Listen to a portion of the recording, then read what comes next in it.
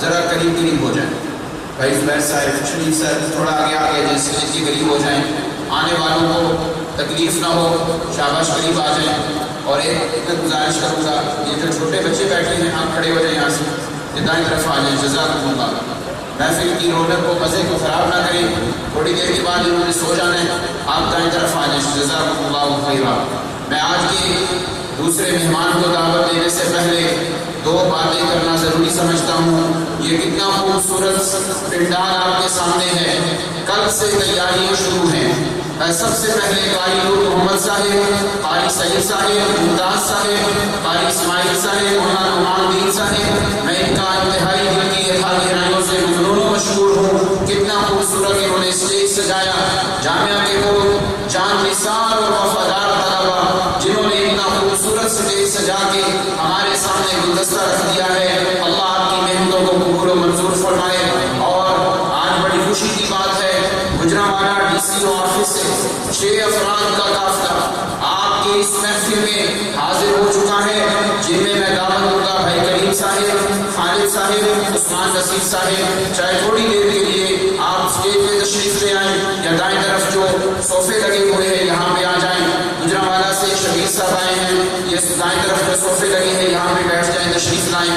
قاری عامر شہزاد صاحب سے کہوں گا یہ بھی دائیں طرف تشریف لے آئیں. چاہے تھوڑی دیر کے لیے لوگوں کو شوق ہوتا ہے مجمع میں بیٹھ کے سننے کا، تھوڑی دیر کے لیے اسٹیج پہ آ جائیں. یہ محفل اور زیادہ خوبصورت ہو جائے. میں ڈی سی او آفس سے آنے والے تمام حضرات کا دل کی گہرائیوں سے ممنون و مشکور ہوں. لدے والا گرایا سے نوجوان پہنچ چکے ہیں، وانڈو سے تشریف لا چکے ہیں. میں خوش آمدید کہوں گا اور آپ سے وعدہ لوں گا کہ آج ہاتھ اٹھا کے ابھی سے ارادہ کر رہے ہیں یہاں سے کب واپس جانا ہے. آپ نے اونچی آواز سے 4 قرآن 5 کتنے قرآن کی تلاوت سن کے دعا کرنے کے بعد جائیں گے انشاءاللہ. یہ وہ دعائیں مانگنے کا موقع ہوتا ہے. وعدہ کریں انشاءاللہ کوئی بھی کسی مسلک سے میرا بھائی آج مسلک کی تفریق نہیں ہوگی.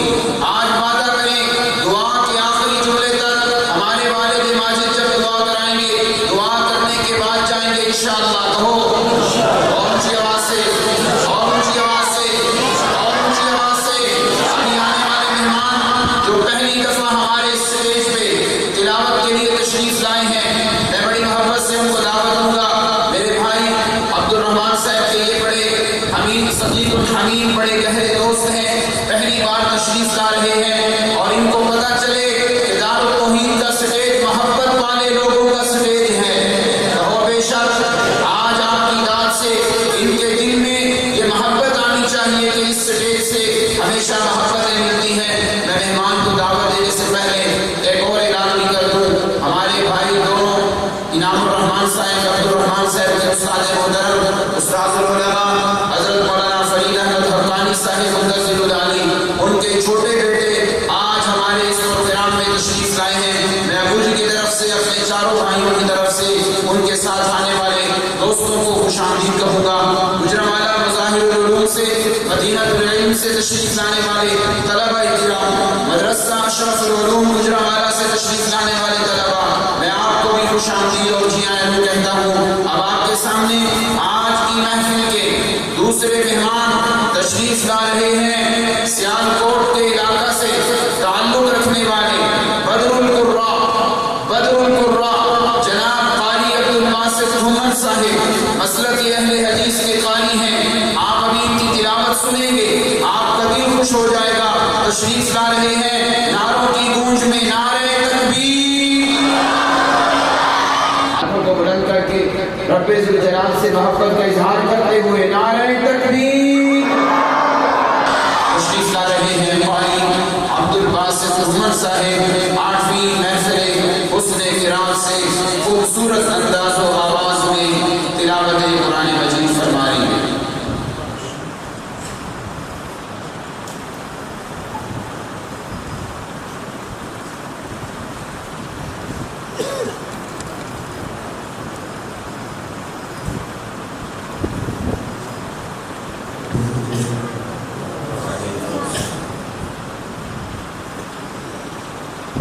أعوذ بالله من الشيطان الرجيم.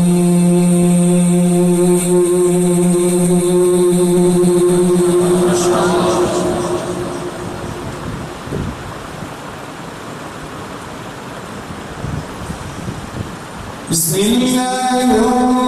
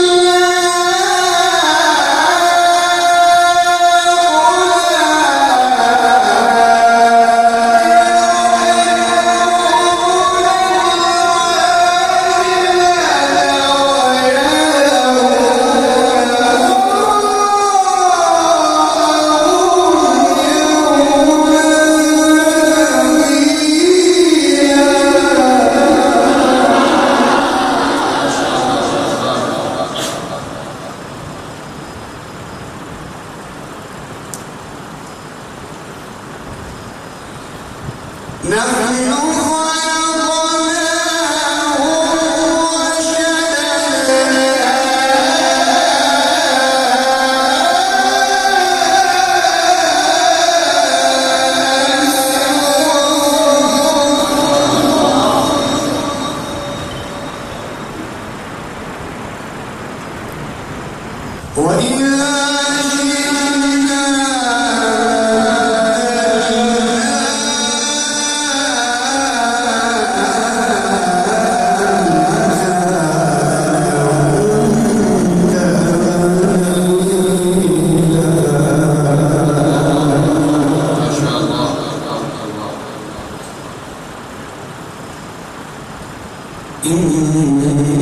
يعلم